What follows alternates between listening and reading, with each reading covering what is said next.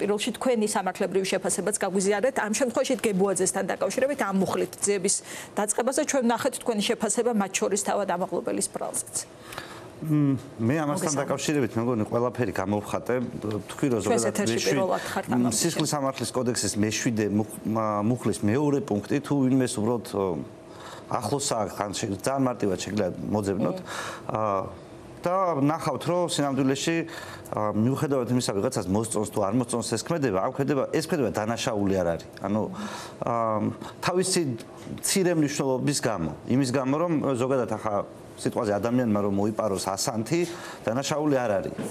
ანდაზაში კი წერია რომ ნემსის ქურდი და აქლემის ქურდი ორივე ქურდიაო, მაგრამ ნემსის ქურდი სამართლებრივად ქურდი არ არის, შინაარსობრივად.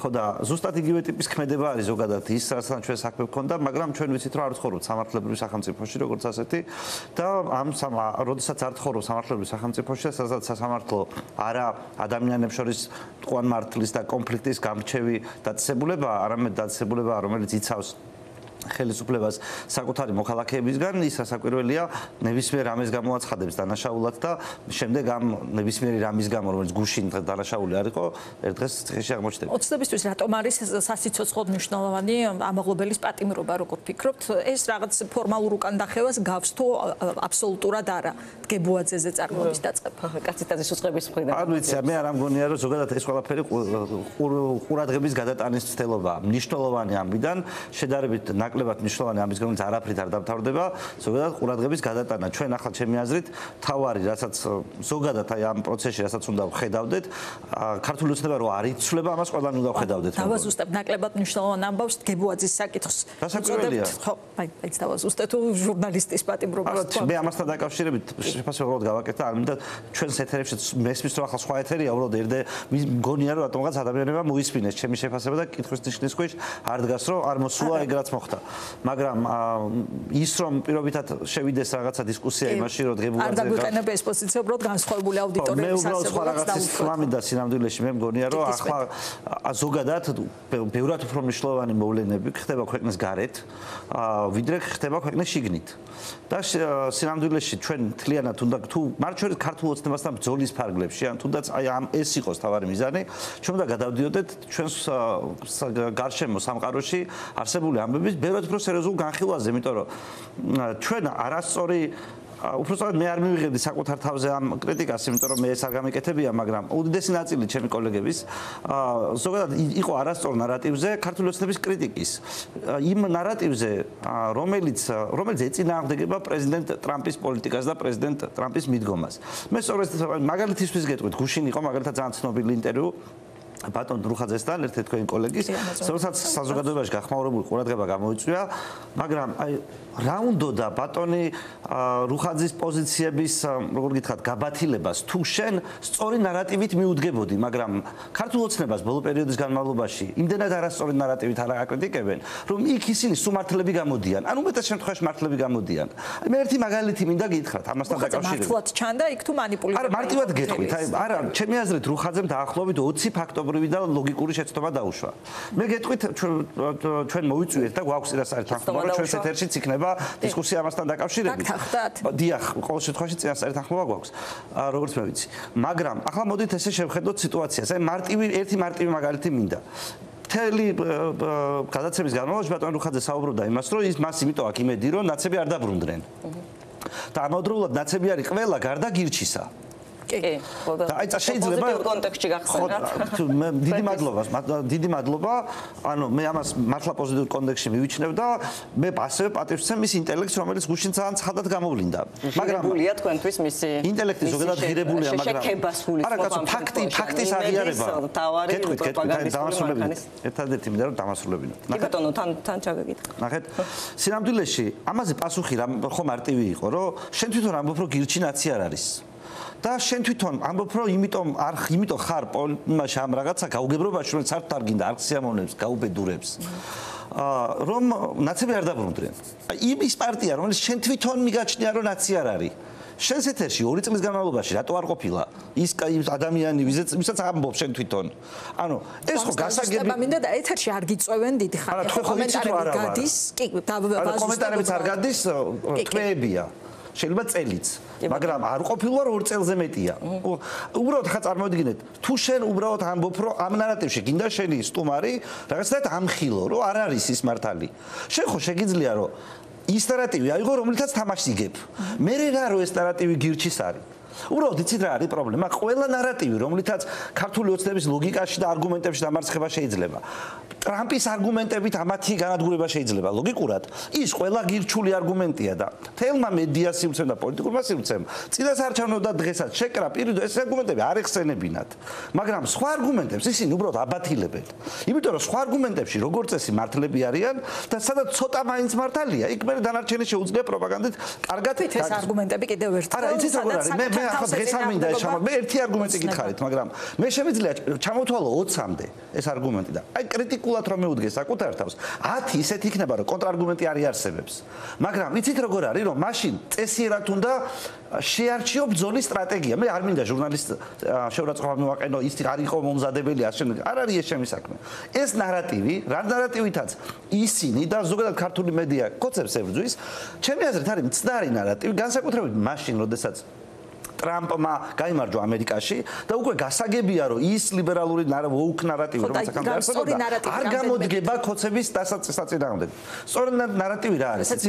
კი გეტყვით რაცაც მე. სწორედ ნარატივი არის ის რომ ახალ არგუმენტებს ჩვენს მაყურებელსაც ეთერისთვის ახალ მის საპასუხო არგუმენტებს, მაგრამ თქვენთანაც არ მაქვს მე პრობლემა. უბრალოდ მე ხო არ ვიცი ფორმატი არ ვიცი, მე ხო თქვენი ის არ ვიცი გადაცემის თემა არ ვიცი. მე უბრალოდ კონკრეტულ რაღაცას გეუბნებით რომ თუ ჩვენ ამ წუთას გვინდა რომ ეს ბრძოლა მოვიგოთ არგუმენტებით, მოვიგოთ თან ტრამპის ადმინისტრაციისთვის გასაგებად, აი ეს ხალხი, ჩვენი ძვირფასი მეგობრები, ერთმანეთთან დალაგებული რომ ვიდიოდენ და ტრამპს ეტენებოდნენ. უბრალოდ ვინ რა ზომაზე შეძლო შეტენვა, ეს იმის მიხედვით იყო, ვინ სად შეაღწია რომელ ოთახში.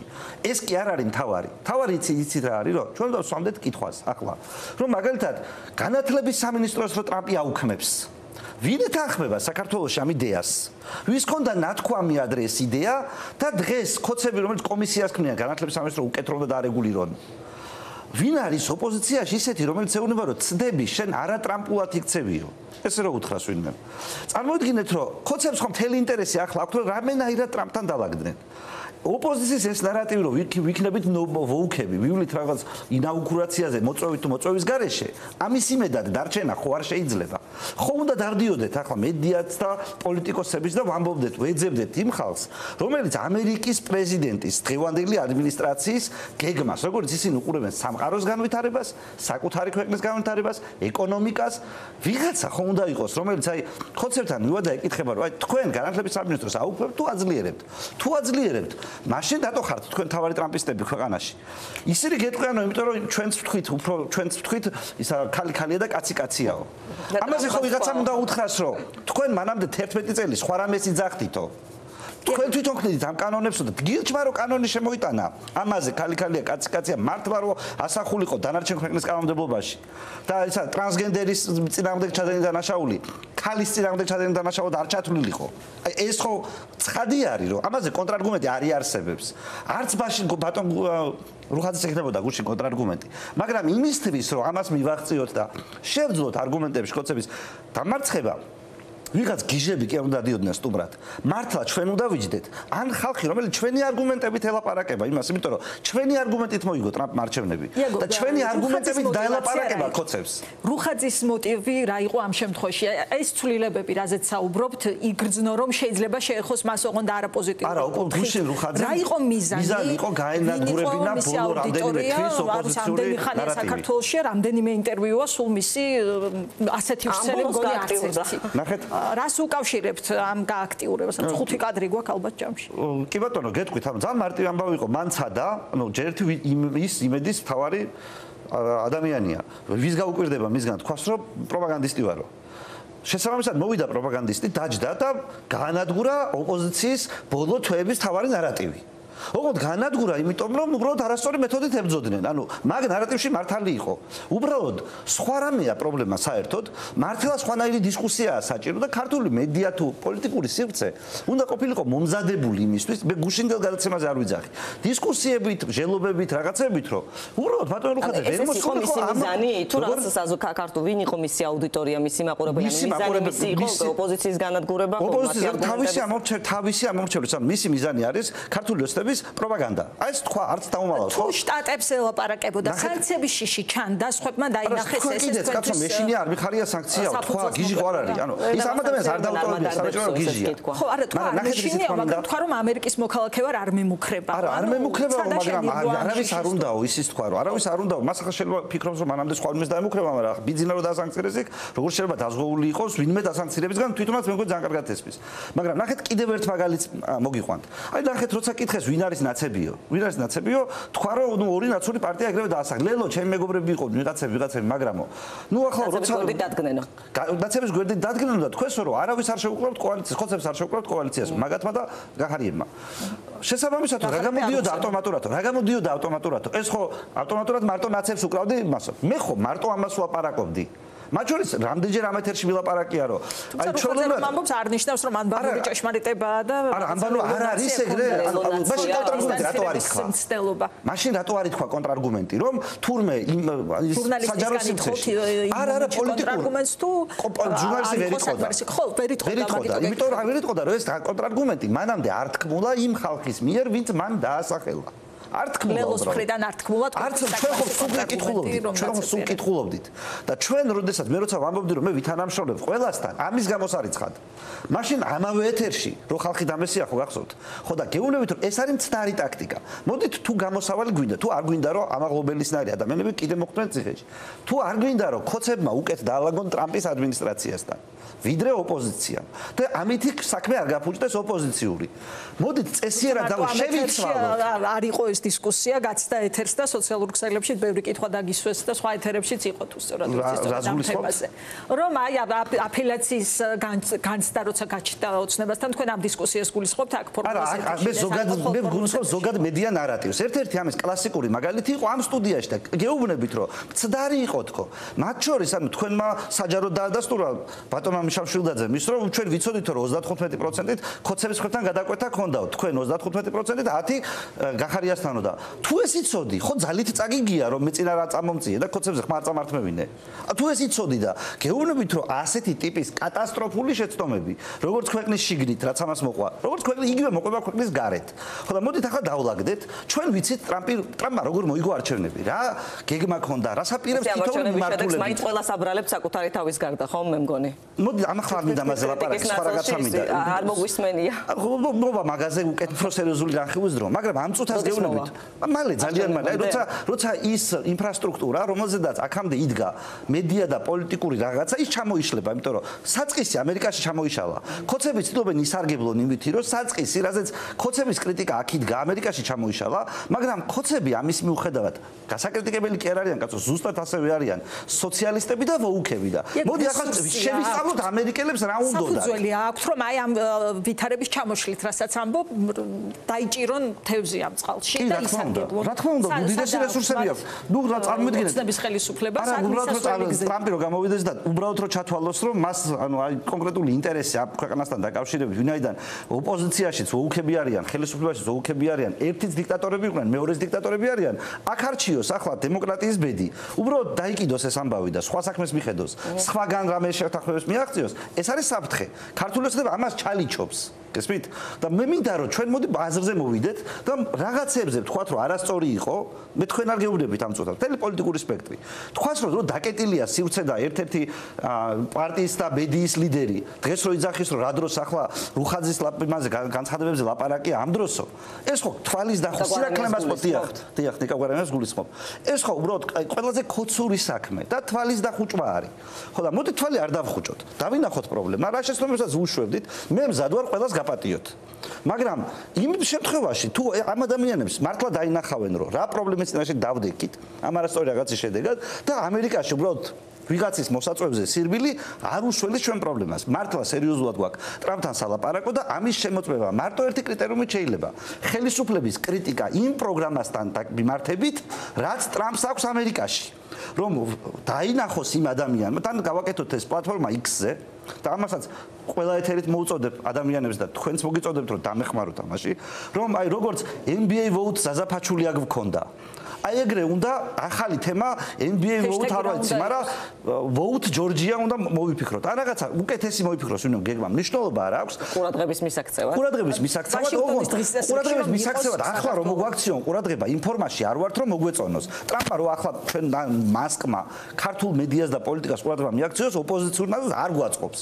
ამისთვის საჭირო არის ჯერ ჩვენ თვითონ კარგად შევისწავლოთ იმათ რითი მოიგეს, რისი გაკეთება უნდათ სამყაროში და მათი გადმოსვლა როგორც ევროკავშირის დირექტივები მქონდა ადრე. რატომ არ გვაწყობს ამ ნარატივებამდე, რაზეც საუბრობთ? იმიტომ რომ დარჩება მხედველობის მიღმა, ძალადობა, ადამიანებზე ტრები არიან ჩვენი ოპოზიციონერები, სულ ტრები იყვნენ. აი წარმოიდგინეთ დაშლა ადამიანის უფლებების დარღვევა და ამ შემდეგ.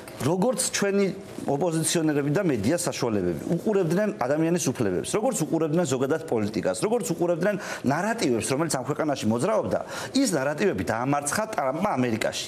ანუ ტრამპი გამოვიდა, რომ არის ქართული ოპოზიციის მტერი ამერიკაში, ვისი მეგობრებიც ესენი ამერიკელებთან იყვნენ. ახლა ესენი ცდილობდნენ, რომ რამენერად შეუძღვნენ ტრამპს და ამიტომ აკეთებენ სხვადასხვანაირ მოძრაობებს. მაგრამ გეუბნებით, ყველაზე სწორი და არა შეურაცხყოფელი მოძრაობა არის ის, რომ ნახო იმ ხალხს რა უნდა, რისთვის იბრძვიან სამყაროში და ეცადო, რომ აჩვენო შენი თავი რა წვილს შეიტან ამაში. ეს გვაქვს გასაკეთებელი, ეს გვაქვს გასაკეთებელი რითაც შეგვიძლია, ეს გვაქვს გასაკეთებელი X-ზეც და ეს გვაქვს გასაკეთებელი პირველი შიგნით, რომ უბრალოდ მართლები ვიყოთ ერთმანეთთან და ერთად შევძლოთ ამის გაკეთება, თორე ამ წუთას ჩვენ რო გამარჯვებას ზეიმობთ, სინამდვილეში ის თვითონ ჩვენი მეგობრები რო იყვნენ, ის ხალხი ტრამპმა დაამარცხა და კოცები ახლა ტრამპთან დაალაგებას ცდილობენ. ხო და მე ყველაფერი უნდა გავაკეთო, ისე როგორც თქვენ ყველაფერი გააკეთოთ, რომ ტრამპთან ქართველმა ხალხმა დაალაგოს და არა კოცებმა. მადლობა იაგო, მოგვიწვევთ მიშა მშულდაძის გამოხმაურებას, თქვენ ახსენეთ ის რომ ამბობდაო თქვენს შედეგებზე, ეს Edison Research-ის მიერ იყო გაზომილიო, როგორც ვიცი მე ინფორმაცია არ მქონდა. კი, რართმევდა, რომ გახარია სამორჩეველი ამბობდა გადავალ ბიძინასკენ. ვიცი, კი, მაგას შემეშალა, მაგრამ ვიცი ზუსტად რაც იგულისხმება. მადლობა დიდი იაგო ხვიჩია, პარტია გირჩიდან პასუხობდა ჩვენ შეკითხვას.